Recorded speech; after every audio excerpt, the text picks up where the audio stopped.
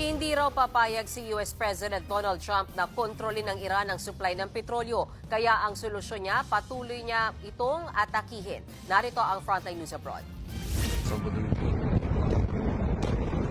Dumagundong ang pagtama ng missile sa isang gusali sa Beirut, Lebanon. Sa lakas ng impact, nabalot na makapal at maitim na usok ang mga kalsada. Ang pag-atake galing sa Israeli Army na tinatarget ang gusaling kuta umano ng militanteng grupong Hezbollah na alay ng Iran. Kasabay ng pag-atake sa Lebanon, inatake ulit ng Israel ang Iran. Sanib puwersa ulit ang Israel at Amerika dyan.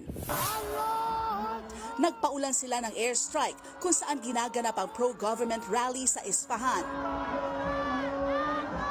Nasunog din ang kahabaan ng isang boulevard sa Tehran na malapit sa isang fuel depot na tinamaan ng missile.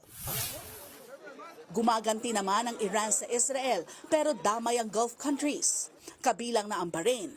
Nasunog dyan ang Bapco Oil Refinery at isang residential area.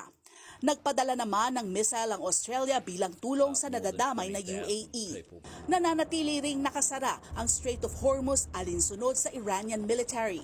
Kaya ngayon, sumisipa na ang presyo ng mga produktong petrolyo sa buong mundo. Ang National Oil Company ng Kuwait nagkaroon na ng production cut. 20% naman ang itinaas ng produktong petrolyo sa Pakistan. Sa Bangladesh, kinakailangang isara ang mga national universities para lang makapagtipid ang bansa. Ang mga taga-Amerika damay rin sa giyera dahil sumipa na sa $5 hanggang $9 ang presyuhan ng langis. Katumbas po niyan ang hanggang ₱500 kada galon.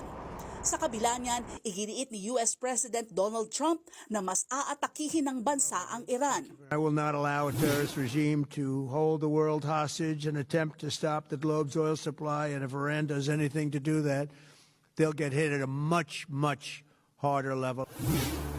Ipinagmalaki rin ni Trump na umaangat ang ekonomiya ng Amerika nang dahil sa kanya.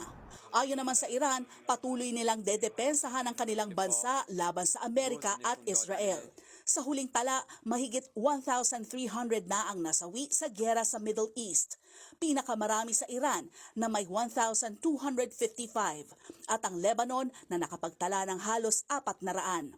Ayon sa Iranian authorities, karamihan sa nasawi mga sibilyan. Nagbabalita mula sa Frontline, Faith Tobias, News 5.